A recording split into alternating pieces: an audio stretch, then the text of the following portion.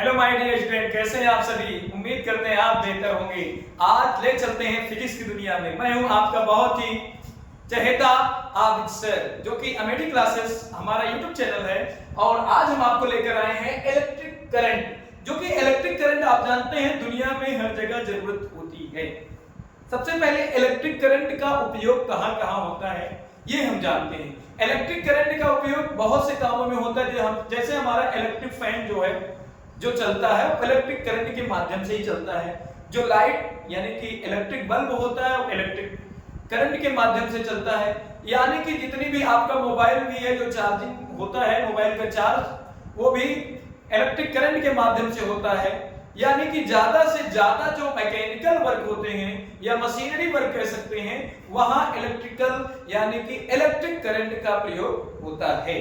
आइए हम चर्चा करते हैं कि इलेक्ट्रिक करंट क्या होता है। सबसे पहले आप बेसिकली समझिए कि इलेक्ट्रिक चार्ज क्या होता है। भाई चार्ज क्या होता है। जैसे आपका ये पार्टिकल Q है, Q को हम चार्ज कहते हैं। क्या कहते हैं? चार्ज। अब इलेक्ट्रिक चार्ज कैसे बनता है? जब हम दो पदार्थ को आपस में रगड़ते हैं तब उसमें ताप उत्पन्न हो जाता है, और वो चार्ज जो है ताप उत्पन्न होने के कारण इलेक्ट्रॉन एक पदार्थ से दूसरे पदार्थ पर स्थानांतरित हो जाते हैं। तो उसमें आकर्षण या प्रतिकर्षण करने का गुण आ जाता है, अट्रैक्शन या रिपल्शन करने का गुण आ जाता है। ये हमारा क्या कहलाता है? Electric charge. अब चार्ज स्थिर पोजीशन में हो तो इलेक्ट्रोस्टैटिक, जब चार्ज मूव कर रहा हो तो क्या होता है? Current electricity. तो यहां हम पढ़ने वाले हैं करंट इलेक्ट्रिसिटी। तो यहां डिफिनीशन है इलेक्ट्रिक चार्ज का। बहुत ही आसान सा डिफिनीशन है कि इलेक्ट्रिक चार्ज क्या होता है। Electric charge, the rate of flow of charge in a conductor. किसी कंडक्टर में जब चार्ज फ्लो होता है, किसके अकॉर्डिंग? टाइम के अकॉर्डिंग। समझिए, बहुत ही इजी कॉन्सेप्ट में बताएंगे कि जब किसी कंडक्टर में चार्ज टाइम के अकॉर्डिंग फ्लो होता है तो हमारा क्या कहलाता है? Electric current. कैसे? आपका ये कंडक्टर है और इस कंडक्टर में चार्ज Q फ्लो हो रहा हो in rate of time t second. तो the rate of flow of charge in a conductor is known as electric current. कहने का मतलब I is equal to Q upon T। यानी कि किसी भी कंडक्टर से चार्ज के फ्लो होने का रेट टाइम आपका क्या कहलाता है? Electric current. अंडरस्टैंड? तो the rate of flow of charge in a conductor is known as electric current. अब इसकी यूनिट की बात कर लें तो इसकी यूनिट हो जाएगी कूलम और इसकी यूनिट हो जाएगी सेकंड। तो यूनिट हो जाएगा कूलम पर सेकंड, ORR। इसे कूलम पर सेकंड और शॉर्टकट में कहेंगे एम्पियर। क्या हो जाएगा? एम्पियर। तो इसकी यूनिट हो जाएगी एम्पियर। अब कुछ लोग जानते हैं कि आपका इलेक्ट्रिक करंट स्केलर क्वांटिटी है और कुछ लोग जानते हैं कि वेक्टर क्वांटिटी है। आइए हम आगे समझने की कोशिश करते हैं कि इस इलेक्ट्रिक करंट स्केलर क्वांटिटी है या फिर वेक्टर क्वांटिटी है। सबसे पहले मान लो कि कोई कंडक्टर है, ठीक है। अब इस कंडक्टर में जब हम इलेक्ट्रिक पोटेंशियल लगाते हैं तभी हमारे कंडक्टर में इलेक्ट्रिक पोटेंशियल देने पर ही कंडक्टर में इलेक्ट्रिक करंट फ्लो होता है। जब इलेक्ट्रिक पोटेंशियल लगाते हैं तो इसके भीतर जो इलेक्ट्रॉन होते हैं वो मूव करना शुरू करते हैं, ठीक है। तो इलेक्ट्रॉन इस डायरेक्शन में जाएंगे तो करंट का डायरेक्शन इधर से इधर की ओर होगा, ठीक है। कहने का मतलब एक प्रकार से देखा जाए तो electric current is opposite of moving of electron. यानी कि इलेक्ट्रॉन के मूव होने के डायरेक्शन के अपोजिट डायरेक्शन में हमारा इलेक्ट्रिक करंट का डायरेक्शन होता है। तो इसका मतलब ये वेक्टर क्वांटिटी है? नहीं। क्यों नहीं है? ये भी क्वेश्चन बनता है। आप सोच करके बताएं कि इलेक्ट्रिक करंट आपका वेक्टर क्वांटिटी है या स्केलर। यहां ये कॉमन सी बातें तो ठीक है, लेकिन अभी मान लो कि हम एक एग्जांपल के थ्रू आपको समझाते हैं। जैसे ये वायर है, इस वायर में 5 कूलम 5 एम्पियर करंट फ्लो हो रहा हो। मान लो 5 एम्पियर करंट फ्लो हो रहा हो, इसमें बह रहा हो 3 एम्पियर और इसमें बह रहा हो 2 एम्पियर। अब इसका रिजल्टेंट इस 5 एम्पियर के बराबर आना चाहिए। चलिए चेक करते हैं 5 एम्पियर के बराबर आता है नहीं। रिजल्टेंट निकालेंगे 3 का स्क्वायर प्लस 2 का स्क्वायर, तो हो जाएगा 3 3 जा 9 और 2 2 जा 4, ये 13 आ रहा है।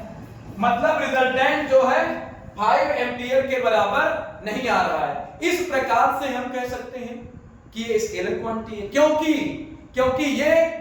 क्योंकि ये वेक्टर रूल को फॉलो नहीं कर रही है। इसका मतलब ना तो स्केलर ना तो वेक्टर, ये क्या है, टेंसर क्वांटिटी। क्या होती है बेटा, टेंसर क्वांटिटी। लेकिन कहीं कहीं ऑप्शनल में आपका टेंसर क्वांटिटी ना हो तो स्केलर क्वांटिटी पर आप टिक कर लेंगे। क्लियर? ये आपका इलेक्ट्रिक करंट का डिफिनीशन, डायरेक्शन और यूनिट हो गया। ठीक है, अब आगे चलते हैं। करंट डेंसिटी, क्या बात है, करंट डेंसिटी पर चर्चा करेंगे। Current density, what is the current density? नाम से समझ में आ रहा होगा करंट डेंसिटी कैसे। जैसे आपका कोई पतला वायर हो, अब पतला वायर कितना चार्ज खा लेगा, इसका भी एक तरीका होता है। जैसे आप कोई पतला दुबला आदमी हो तो कितना खाना खाता है, जाहिर सी बात है थोड़ा बहुत खाएगा। वैसे ही थोड़ा सा बड़े में चलते हैं, पहलवान देखो कितना खाना खाता है। एक बार एक भिखारी आया मेरे यहाँ खाना लेने और कहा कि मुझे नौकरी पर रख लो। मैंने कहा अच्छा। हमने कहा कितना खाओगे? उन्होंने कहा कि 1-2 परेई, मतलब ये समझ लीजिए कि 1-2 लोटा दूध दे दीजिएगा और 2-3 किलो चना दे दीजिएगा। हमने कहा आदमी हो शैतान। तो ऐसे ही आपका इलेक्ट्रिक कंडक्टर में, इलेक्ट्रिक कंडक्टर अगर आपका पतला होगा तो चार्ज आपका कैसा होगा, चार्ज जो है वो कम लेगा। अगर वायर मोटा होगा तो इसमें आपका करंट भी, मतलब चार्ज पार्टिकल भी ज्यादा प्रवाहित हो पाएंगे। जितना मोटा वायर उतना ज्यादा वायर करंट क्या हो पाएगा, फ्लो होगा। अब जैसे आप ध्यान दीजिएगा, आप अपने एग्जांपल के थ्रू देखिए। जब आप कहां पर जाते हैं, खंबे में देखते हैं, तो खंबे में जो वायर लगा होता है वो मोटा होता है। जैसे जैसे कनेक्शन आपके घर की ओर आता है वैसे वैसे वायर पतला होता जाता है। यहां तक कि लास्ट में जब मोबाइल का चार्जिंग वाला वायर देखते हैं, एकदम कुचन्नी भरे का पतला पतला एकदम रहता है। ठीक है ना, देखे होंगे आप। तो जैसे जैसे अब खंबे के बाद आप ट्रांसफार्मर का वायर देखिए, और मोटा रहेगा। जहां पर इलेक्ट्रिक पावर जहां लगा होता है, यानी कि पावर ट्रांसफार्मर, तो वहां पर भी देखेंगे तो वायर मोटा रहेगा, क्योंकि वहां ज्यादा करंट फ्लो करना होता है। तो करंट डेंसिटी का मतलब क्या होता है, धारा घनत्व। कहने का मतलब एरिया, जैसे आपका ये कोई कंडक्टर है, अब कंडक्टर का क्रॉस सेक्शन एरिया होता है। क्रॉस सेक्शन एरिया मतलब ये वाला एरिया, जैसे कंडक्टर हो गया तो ये वाला एरिया क्रॉस सेक्शन एरिया। अब ये वाला एरिया क्या हो जाएगा, क्रॉस सेक्शन एरिया। तो करंट डेंसिटी क्या होता है, the ratio of current passing through, the ratio of current passing through in conductor of cross sectional area and cross section area is known as current density. बहुत ही आसान सा है, हो जाएगा करंट डेंसिटी हो जाएगा J, इसे J से डिनोट करते हैं। तो current density J is equal to current passing through in cross sectional area of conductor I, यानी कि I जो है क्रॉस सेक्शनल एरिया से करंट I फ्लो होगा, और इस क्रॉस सेक्शनल एरिया के रेशियो को हम क्या कहेंगे, करंट डेंसिटी। ठीक है, तो ये आपका करंट डेंसिटी हो गया, यानी कि J is equal to I upon A। Clear? तो ये हो गया J is equal to I upon A। इसकी यूनिट की बात करें तो यूनिट हो जाएगा बेटा एम्पियर पर मीटर स्क्वायर, यानी कि ऐसे कह सकते हैं एम्पियर पर मीटर स्क्वायर, ये आपका यूनिट हो गया। तो इतना टॉपिक अगर आपका कंफर्म हुआ तो current density J is equal to I upon A। ठीक, इसके बाद हम आगे चर्चा करेंगे नेक्स्ट टॉपिक पर। देखते हैं नेक्स्ट टॉपिक आपका क्या आता है, इलेक्ट्रिक पोटेंशियल। ये बातें आपको बहुत ही अच्छे से पता है कि इलेक्ट्रिक पोटेंशियल क्या होता है। ये क्लास 10th के लिए भी इंपॉर्टेंट है। जैसे आपका कोई इनफाइनाइट पॉइंट है, अब इनफाइनाइट पॉइंट से इलेक्ट्रिक फील्ड के भीतर कोई भी चार्ज पार्टिकल प्लस q को लाने में इनफाइनाइट पॉइंट से किसी भी चार्ज पार्टिकल को इलेक्ट्रिक फील्ड के भीतर लाने में उसके इलेक्ट्रिक फोर्स के अपोजिट जो कार्य करना पड़ता है वही हमारा क्या कहलाता है, इलेक्ट्रिक पोटेंशियल। ठीक है, इसे हम डिनोट करते हैं V से। तो the work done for brought unit positive charge infinite to finite point in electric field is known as electric potential। ठीक है, तो electric potential V is equals to W upon Q। यदि मान लिया जाए कि वर्क डन जो है W है इनफाइनाइट से इलेक्ट्रिक फील्ड E तक लाने में, तो आ जाएगा V is equals to W upon Q। इसी अकॉर्डिंग आपका इलेक्ट्रिक पोटेंशियल डिफरेंस क्या होता है, बहुत अच्छे जानते हैं कि electric potential difference the work done for brought a positive test charge in electric field one point to another point. जैसे ये आपका इलेक्ट्रिक फील्ड है, ठीक है, अब इस इलेक्ट्रिक फील्ड में कोई चार्ज पार्टिकल यहां पर हो और पॉइंट ए से पॉइंट बी तक लाने में जो वर्क डन होगा वही हमारा क्या कहलाएगा, इलेक्ट्रिक पोटेंशियल डिफरेंस। तो यहां पर इलेक्ट्रिक पोटेंशियल क्या है, VA, यहां पर इलेक्ट्रिक पोटेंशियल क्या है, VB। तो बेटवा आ जाए VA minus VB is equal to W upon Q naught. अगर इनफिनिटी पर बात करें तो इनफिनिटी पर इलेक्ट्रिक फील्ड, इनफाइनाइट पर इलेक्ट्रिक फील्ड क्या होता है, 0। सो आ जाएगा अगर इनफाइनाइट VB बराबर क्या कर लें, 0 कर लें, इनफाइनाइट करके 0 कर लें, तो VA बराबर क्या हो जाएगा, W अपॉन Q नॉट। अगर हम इसकी यूनिट की बात करें तो यूनिट हो जाएगा जूल, ये हो जाएगा कूलम, तो हो जाएगा जूल पर कूलम, OR, और यूनिट क्या हो जाएगा, वोल्ट। क्लियर? तो ये टॉपिक आपका क्लियर होना चाहिए कि आपका इलेक्ट्रिक पोटेंशियल और इलेक्ट्रिक पोटेंशियल डिफरेंस क्या होता है। चलिए नेक्स्ट टॉपिक पर चर्चा करते हैं। यहीं पर आपका नेक्स्ट टॉपिक है जिसका नाम है ओम्स लॉ। आप जानते हैं if we do not change the physical state, इसी कोई कंडक्टर हो और ये कंडक्टर आप ले लें, ये आपका कंडक्टर है भाई, कंडक्टर का मतलब करंट फ्लो कर सके। तो इस कंडक्टर में करंट I फ्लो हो रहा हो और इस कंडक्टर का जो रेजिस्टेंस हो R, और इसी कंडक्टर को पोटेंशियल क्या दिया गया हो, V। पोटेंशियल V देने पर करंट I फ्लो हो, तब ओम ने क्या कहा 1828 में, 1828 ईस्वी में जॉर्ज साइमन ओम ने कहा कि यदि किसी चालक की भौतिक अवस्था विशेषता ताप में कोई परिवर्तन ना किया जाए तो चालक में बहने वाली धारा चालक में लगाए गए विभवांतर के अनुक्रमानुपाती होता है। इंग्लिश में इन्होंने क्या कहा, if we do not change the physical state specially temperature, यानी कि इस कंडक्टर के टेम्परेचर में, स्पेशली टेम्परेचर में कोई परिवर्तन ना करें तो इसमें जो करंट फ्लो होगा, the current passing through the conductor I, current is passing through the conductor is directly proportional to the electric potential। इस प्रकार से हम कह सकते हैं, इस प्रकार से हम कह सकते हैं कि आपका हो जाएगा V proportional to क्या हो जाएगा, I। प्रोपोर्शनल हटाएंगे एक कांस्टेंट आएगा, V is equal to I R। R क्या है, proportionality constant. It is known as electric resistance. यानी कि अगर हम देखें तो R बराबर क्या हो जाएगा, V अपॉन I। अब रेजिस्टेंस क्या करता है, रेजिस्टेंस का वर्क क्या है, the opposite flow of current in a conductor, यानी कि यह धारा के प्रवाह के मार्ग में अवरोध लगाता है, यानी कि the opposition of the current. अब अवरोध लगाएगा तो यहां बैटरी जो है करंट ज्यादा फ्लो कराएगी, बैटरी जो है करंट ज्यादा फ्लो कराएगी, और क्योंकि पोटेंशियल ज्यादा देगा तो करंट तभी फ्लो होगा, क्योंकि रेजिस्टेंस को पार करना ही, रेजिस्टेंस को जो पार कर लेता है वही करंट आगे की ओर बहता है। अंडरस्टैंड? कभी भी कोई भी वर्क हो, एक एग्जांपल के थ्रू देख लीजिए कि अगर कोई अच्छा काम करने लगो तो रुकावट आती है। अब उस रुकावट को आप पार करते जाएंगे तो एक वक्त बाद आप सक्सेस और कामयाब होंगे। वैसे ही आपका ये रेजिस्टेंस है, रेजिस्टेंस धारा के मार्ग में अवरोध लगाता है, लेकिन बैटरी कहती है नहीं, मैं तुम्हें और पावर दूंगी। जैसे जैसे पावर इंक्रीज होता है वैसे वैसे करंट खपाखप बहने लगता है। समझ रहे ना? तो ये आपका करंट कंडक्टर में क्या हो रहा है? फ्लो हो रहा है by the electric potential of the battery. Understand? चलिए फिर इसके बाद बात करते हैं इलेक्ट्रिक रेजिस्टेंस। रेजिस्टेंस R बराबर V अपान I।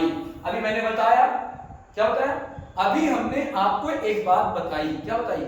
कि electric resistance the opposition of the flow of the current. Understand? अब इसमें डायरेक्ट यूनिट की बात कर लें तो R बराबर इसकी यूनिट क्या होती है? वोल्ट, और इसकी यूनिट होती है वोल्ट पर एम्पीयर। लेकिन शॉर्टकट में ओम्स लॉ, ओम ने ही रेजिस्टेंस का क्या किया? एंट्री कराया इलेक्ट्रिसिटी में, तो इसका यूनिट क्या दे दिया गया? ओम। तो इलेक्ट्रिक रेजिस्टेंस की यूनिट क्या हो गई? ओम। ठीक है, तो यानी कि इलेक्ट्रिक रेजिस्टेंस की यूनिट क्या हो गई? ओम। तो ये बातें आपको क्लियर हो गई हो तो आगे चलते हैं नेक्स्ट टॉपिक पर। नेक्स्ट टॉपिक आपका क्या है? Combination of resistance. जाहिर सी बात है, एक रेजिस्टेंस लगा है, दूसरा रेजिस्टेंस, तीसरा रेजिस्टेंस, तीन रेजिस्टेंस लगे हैं। और आप जानते हैं रेजिस्टेंस को कंबाइन हम दो तरीके से कर सकते हैं। एक पैरेलल सीरीज कॉम्बिनेशन, दूसरा इन सीरीज कॉम्बिनेशन। इन सीरीज कॉम्बिनेशन क्या हो? जब रेजिस्टेंस एक ही सर्किट पर लगे हो तो हमारा क्या कहलाएगा? इन सीरीज कॉम्बिनेशन। एग्जांपल के थ्रू आप देखेंगे, एग्जांपल के थ्रू देखेंगे, ये R1 एक ही सर्किट पर, ये भी एक ही सर्किट पर, एक ही सर्किट पर तीनों लगे, तो जाहिर सी बात है यहां पर पोटेंशियल V दिया गया है तो यहां पर पोटेंशियल V1 हो जाएगा, इसके लिए V2 हो जाएगा, इसके लिए V3 हो जाएगा। क्यों? क्योंकि यहां पर 3 बार करंट को काम करना पड़ेगा, क्योंकि यहां पर 3 बार करंट को क्या करना पड़ेगा?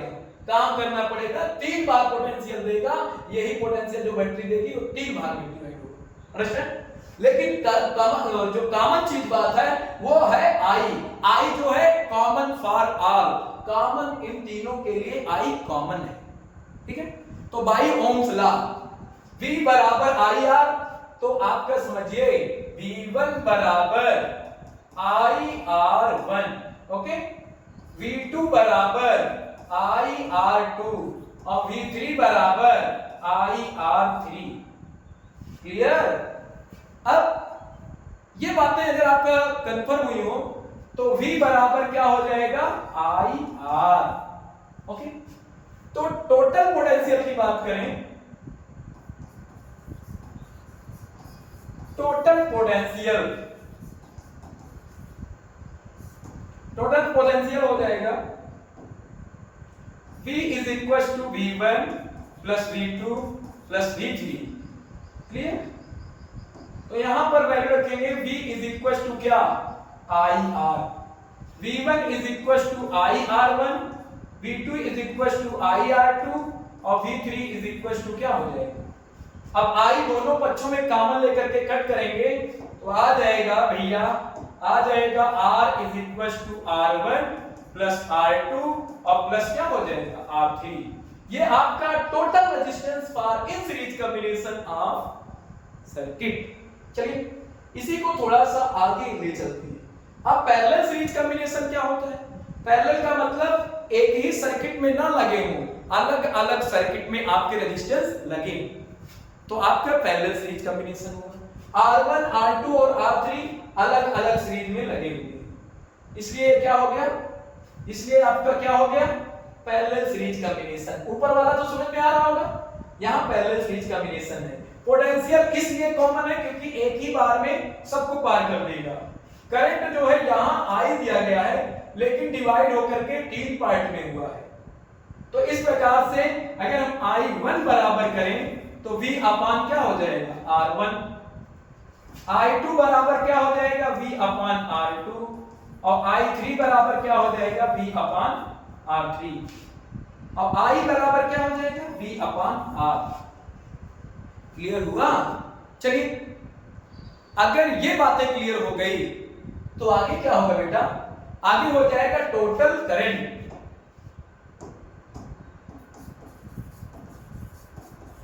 Total current divided into 3 part, I1, I2 और I3। तो I बराबर I1 plus I2 plus I3। Valuation आप पुट कर सकते हैं। क्या पुट करेंगे? I बराबर V अपान R, V अपान R1, V अपान R2 और V अपान R3। चलो इसको थोड़ा सा ऊपर ले लेंगे, ये वाला ऊपर वाला समझ में आ गया ना। चलिए आगे चलते हैं। V कॉमन ले लेंगे, जब V कॉमन लेंगे, V कॉमन लेकर कट करेंगे तो 1 अपान R बराबर 1 अपान R1, 1 अपान R2 और 1 अपान R3। ये टोटल रेजिस्टेंस था पैरेलल सीरीज कॉम्बिनेशन। क्लियर? ये बातें आपको क्लियर होनी चाहिए। नेक्स्ट टॉपिक पर हम चर्चा करेंगे। तो नेक्स्ट टॉपिक आपका क्या आता है? नेक्स्ट टॉपिक आता है इलेक्ट्रिक कंडक्टिविटी। जाहिर सी बात है, बहुत ही आसान सा टॉपिक है electric conductivity. The inverse of, ऐसे ही शॉर्टकट में लिख लेंगे, inverse of electric resistance.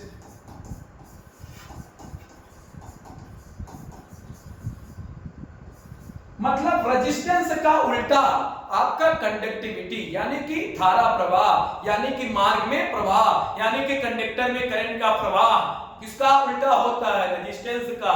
Resistance रोकता है और कंडक्टिविटी करंट को फ्लो कराता है। क्लियर? तो यहां आपको समझना है कि inverse of electric resistance is known as electric conductivity. यानी कि इसे हम इस प्रकार से देखें तो G बराबर 1 अपान R, यानी कि inverse of electric conductivity, inverse of electric resistance is known as electric conductivity. G is equal to 1 upon R। फिर अब आप जानते हैं इस प्रकार से अगर हम चाहें तो 1 अपान R की वैल्यू क्या रख सकते हैं? R बराबर V अपान I। देखो R बराबर V अपान I, तो यहां V अपान I लिख सकते हैं। तो आप देखें I अपान क्या हो जाएगा? V। ओके, अगर हम यूनिट की बात करें तो इसकी यूनिट ओम होती है, तो यूनिट क्या हो जाएगी यहां पर? Unit ohm inverse. यूनिट क्या हो जाएगी? Ohm inverse. क्लियर? तो ये आपका हो जाएगा, ये आपका हो जाएगा इलेक्ट्रिक कंडक्टिविटी या इलेक्ट्रिक कंडक्शन भी कह सकते हैं। स्पेसिफिक रेजिस्टेंस और रेजिस्टिविटी, ये क्लास 10th और 12th के लिए मोस्ट इंपॉर्टेंट है, बोर्ड में हर बार पूछे जाते हैं। कहीं कुछ दिक्कत हो आप पूछे। स्पेसिफिक रेजिस्टेंस क्या होता है? भाई आपको हम एक कंडक्टर देते हैं, ये आपका कोई कंडक्टर है। अब इस कंडक्टर का लेंथ क्या है? L और एरिया क्या है? A। तो R जो होता है वो डिपेंड तो करता है लेंथ ऑफ द कंडक्टर पर। अगर हम लेंथ ऑफ कंडक्टर बढ़ाएंगे, जाहिर सी बात है अगर लेंथ ऑफ कंडक्टर बढ़ाएंगे तो आपका रेजिस्टेंस भी बढ़ेगा, और अगर एरिया बढ़ाएंगे तो रेजिस्टेंस क्या हो जाएगा? कम हो जाएगा। यानी कि आपको बात करें तो R is directly proportional to L upon A, यानी कि डायरेक्टली प्रोपोर्शनल टू L और इनवर्सली प्रोपोर्शनल टू A। तो आ जो है आ जाएगा R proportional to L upon A। कोई दिक्कत?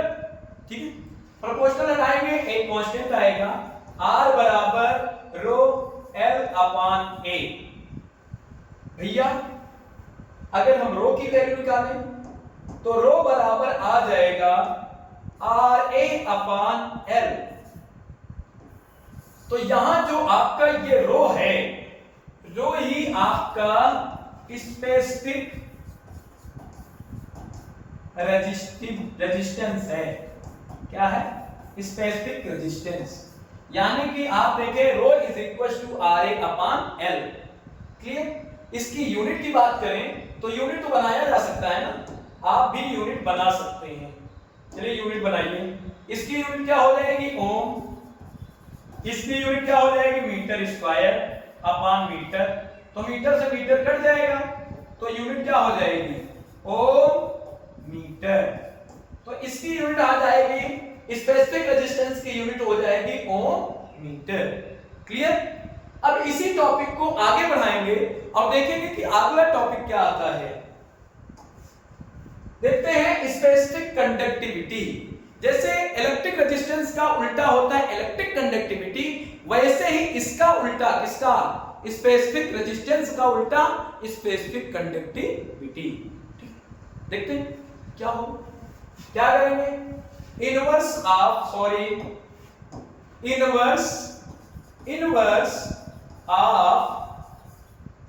इलेक्ट्रिक क्या specific resistance, inverse of specific resistance. एक एक पॉइंट समझिएगा, कोई गलती हो बताइए। इनवर्स ऑफ स्पेसिफिक रेजिस्टेंस क्या हो जाएगा भाई, मतलब उसी को क्या कहेंगे, क्या, स्पेसिफिक कंडक्टिविटी। तो स्पेसिफिक कंडक्टिविटी को सिग्मा से डिनोट करते हैं, तो 1 अपान क्या हो जाएगा, रो। और अभी आपने देखा कि यूनिट क्या, इसकी वैल्यू क्या थी, आर ए अपान क्या, एल। तो ये भैया अगर हम इसको देखें तो आ जाएगा sigma is equal to L upon क्या हो जाएगा, आर ए। तो यूनिट भी इसका उल्टा हो जाएगा, यूनिट क्या हो जाएगा, यूनिट आएगा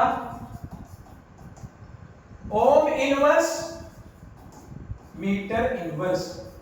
अभी आपने उसका पढ़ा था, किसका, स्पेसिफिक रेजिस्टिविटी का यूनिट ओम मीटर पढ़ा था, जिसका क्या हो जाएगा, उसका उल्टा ओम इनवर्स मीटर इनवर्स। एक एक पॉइंट भले ही थोड़ा सा टाइम लग रहा है, लेकिन एक एक टाइम पढ़िए, एक एक टाइप का क्वेश्चन करेंगे, एक एक टाइप का आपको आसान मेथड बता करके आपको आगे ले चलेंगे। लेकिन जितने भी स्टूडेंट हमारे चैनल को देखते हैं, चैनल को सब्सक्राइब करें और वीडियो को लाइक करें और लोगों में शेयर कर दें और दोस्तों में बताएं कि जो भी दिक्कत हो हमारे चैनल से पूछा जा सकता है। चलिए आगे चलते हैं। ये टॉपिक है इलेक्ट्रिकल एनर्जी। भाई इलेक्ट्रिकल एनर्जी क्या होता है, किसी भी चार्ज, किसी भी कंडक्टर में, कोई कंडक्टर हो और कंडक्टर में जैसे कि आपका कंडक्टर है और इस कंडक्टर में चार्ज देने के लिए जितना वर्क करना पड़ता है वही हमारा क्या कहलाता है, electrical energy. The loss of energy for giving the charge is known as electrical energy. समझिए, यानी कि W अगर हम बात करें तो W बराबर क्या हो जाएगा, VQ। W बराबर VQ।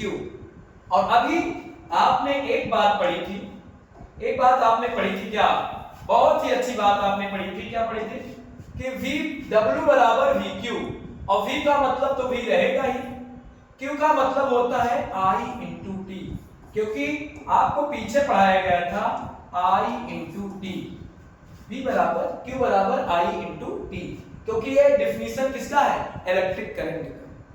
ठीक है, आगे चलते हैं। इसी प्रकार से ओम्स लॉ लगा सकते हैं, V बराबर IR, इसको I बड़ा भी कर सकते हैं, V बराबर IR। तो W बराबर देखें तो V की जगह पर उठा करके रख दो, V की जगह पर उठा करके रखो क्या, IR इंटू IT। तो देखो भैया, तो आ जाएगा W बराबर I स्क्वायर RT। थोड़ा सा आगे लेते हैं इसको, तो इस प्रकार से इसको इरेज कर देते हैं। इस प्रकार से अगर हम देखें तो W is equal to I square RT। तो ये कितने हुए, 2। एक फार्मूला आपका ये मिल गया, W बराबर VIT, W बराबर I स्क्वायर RT। अब यहाँ I की जगह पर V अपान R भी रख सकते हैं bye Ohm's law.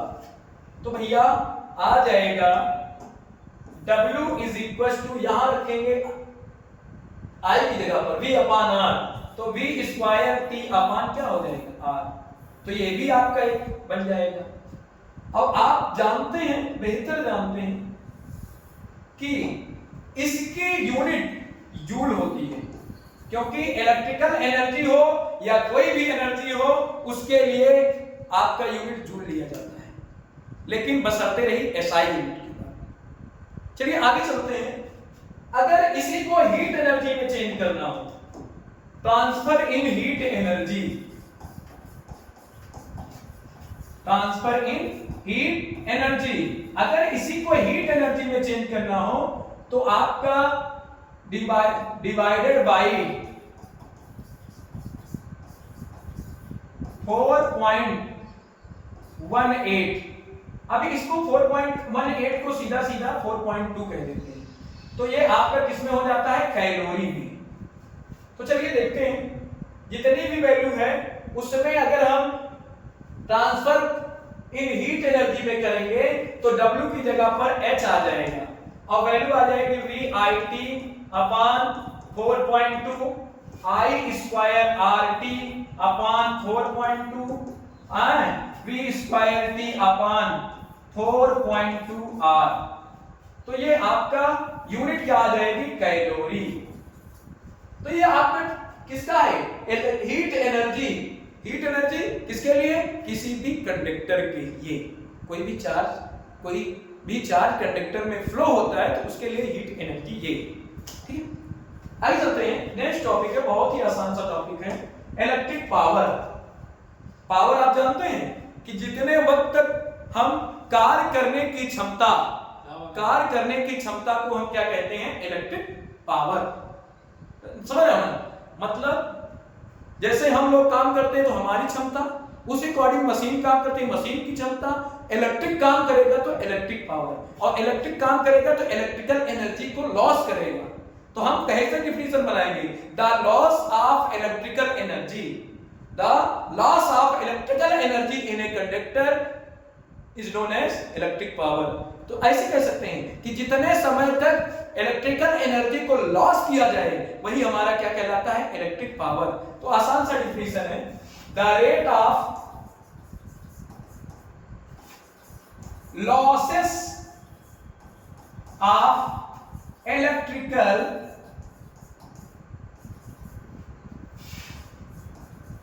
Energy, the rate of losses of electrical energy in a conductor is known as electric power। ठीक है, ये आपका हो जाएगा इलेक्ट्रिक पावर। चलो आगे समझा क्या कह रहा है। तो अगर इसको हम देखें, इलेक्ट्रिक पावर को किससे डिनोट करेंगे, P का मतलब पावर, और losses the electrical energy, electrical energy किससे डिनोट किया गया, W। तो W कितने टाइम तक, T टाइम तक, तो P बराबर W अपान T। ठीक है, अब W की वैल्यूएशन अभी बार आया था पीछे, W क्या आया था, VIT अपान T, क्योंकि T पहले से है, V स्क्वायर T अपान RT, क्योंकि T पहले से है, I square RT upon T, भाई I स्क्वायर RT तो अपान T। तो अगर हम पावर की बात करें तो शॉर्ट फॉर्म में पावर आपका हो जाएगा भाई, पावर P बराबर V square T, sorry T से T तो कट गया ना, चलो कट गया, तो V स्क्वायर T बराबर VI बराबर T से T कटेगा तो V square upon I square. अब इसकी यूनिट की बात करें तो यूनिट आप जानते हैं पावर की यूनिट, भाई इसकी यूनिट जूल, इसकी यूनिट सेकेंड, तो यूनिट हो जाएगी जूल पर सेकेंड। लेकिन भैया नहीं, इलेक्ट्रिक पावर के बारे में वाट ने बताया था, इसलिए इसकी यूनिट क्या हो जाएगी, वो आर करके लिख देंगे वाट। तो यूनिट आपका वाट हो गया। ये आपका डेरिवेशन है न्यूमेरिकल, इसके आधार पर हम कराएंगे नेक्स्ट वीडियो में। हमसे जुड़े रहिए, कोई भी दिक्कत हो तो हमारे कमेंट सेक्शन में जरूर बताएं, हम ज्यादा से ज्यादा प्रयास करेंगे कि अच्छा बेहतर से बेहतर परफॉर्म कर सकें और अच्छी से अच्छी वीडियो आपके पास जाएगी। Thank you.